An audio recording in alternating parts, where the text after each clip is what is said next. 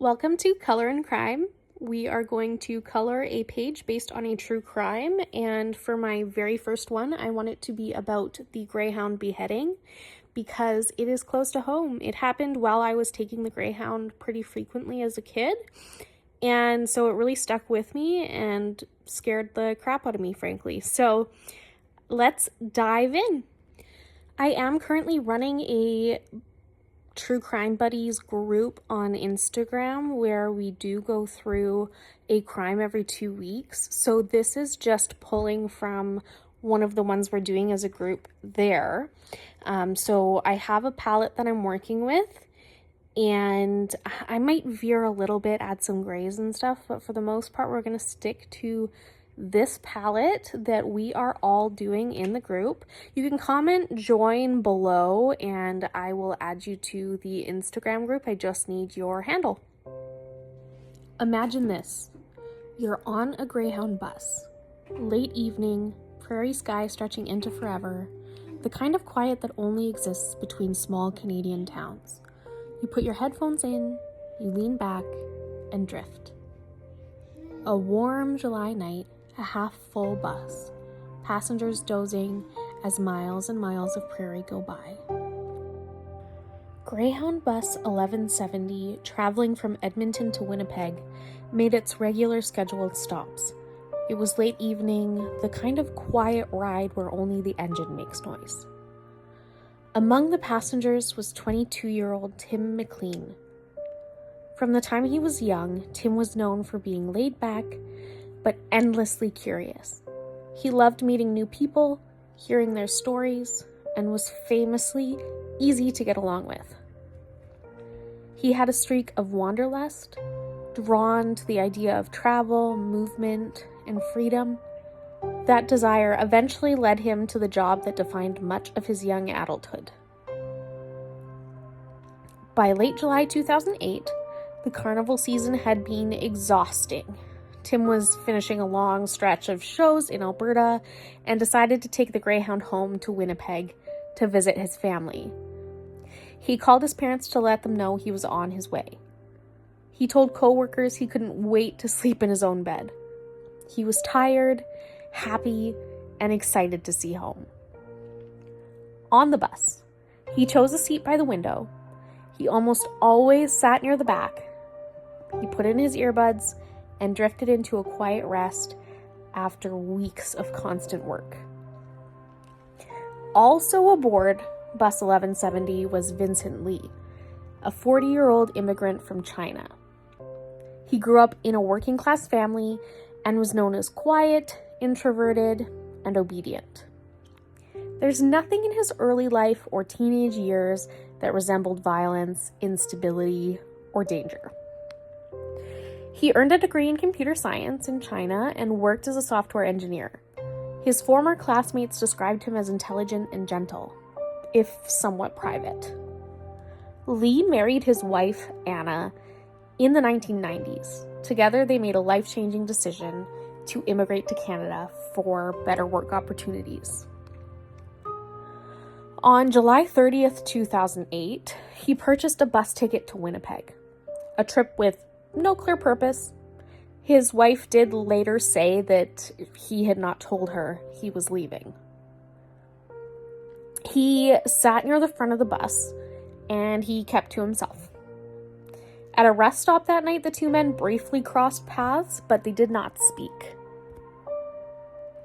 Around 8:30 p.m., passengers noticed Lee suddenly change seats. He walked down the aisle and sat beside McLean, who was asleep with his headphones in still. A few riders reported Lee appearing tense, whispering or reacting to something unseen. But then, without any warning, Lee produced a large knife from his bag, and what followed happened in seconds. Lee stood up abruptly and attacked McLean as he slept. The bus filled with screams. People scrambled over the seats to escape. Lee repeatedly stabbed McLean with the hunting knife and then proceeded to decapitate his victim, pausing to display the head like a trophy as the witnesses watched in horror. and then going back to further mutilate the body. The driver pulled the bus to the shoulder and stopped. Within moments, riders were rushing out into the darkness, some barefoot, some crying, some in complete shock. Several passengers, including a truck driver who had stopped behind them, attempted to intervene. They grabbed tools, broke off pieces of equipment, and tried to re-enter the bus. But Lee blocked the aisle, weapon in hand. The driver used emergency controls to disable the bus and lock the doors from the outside, and trapped Lee inside. Witnesses described him as calm, almost mechanical, pacing the aisle while holding the knife and showing off his handiwork to the onlookers. It was clear he was not behaving logically, not responding to shouted pleas or commands. One witness even said, "He looked like he wasn't seeing us, like his mind was somewhere else." The RCMP arrived quickly, but this was now a barricade situation. Officers surrounded the bus, weapons drawn, but they could not safely enter. Inside, Lee continued pacing, muttering, and performing behaviors that suggested extreme psychosis. Officers reported he showed no signs of trying to escape, negotiate, or interact. Passengers stood on the roadside for hours as the police attempted to talk him down.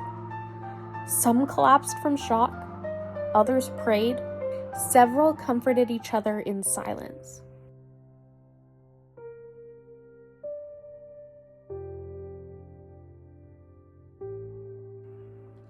After a prolonged standoff, Lee attempted to leave through a broken bus window. RCMP used a stun grenade, subdued him, and placed him under arrest. What they found on the bus was devastating. Evidence of a frenzied attack driven by severe mental collapse.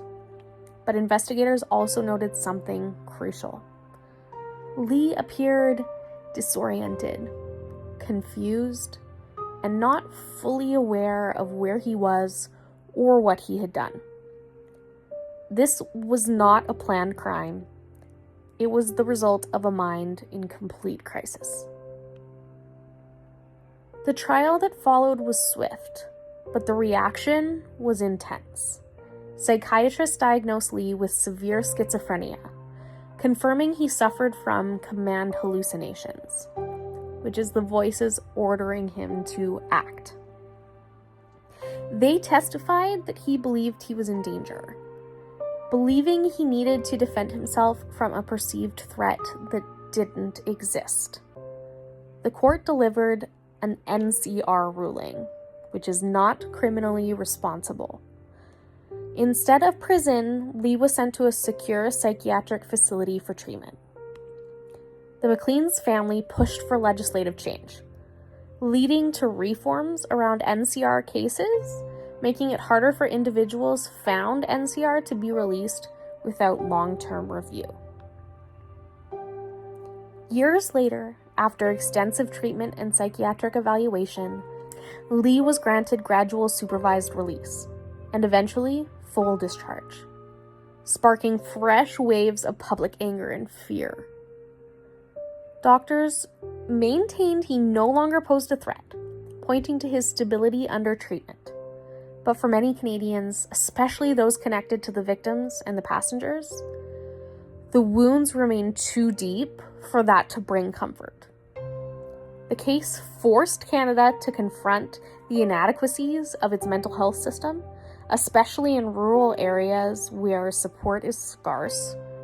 And it also became a universally cited example in discussions about not criminally responsible law, patient care, and public safety. I would love to know what you all think about this case in the comments. If you've listened to other podcasts on this topic or watched other videos and have some fun facts, I would love to know more. And if you did color along, I'd love to see your pages. Please tag me, and I will see you again in a couple weeks.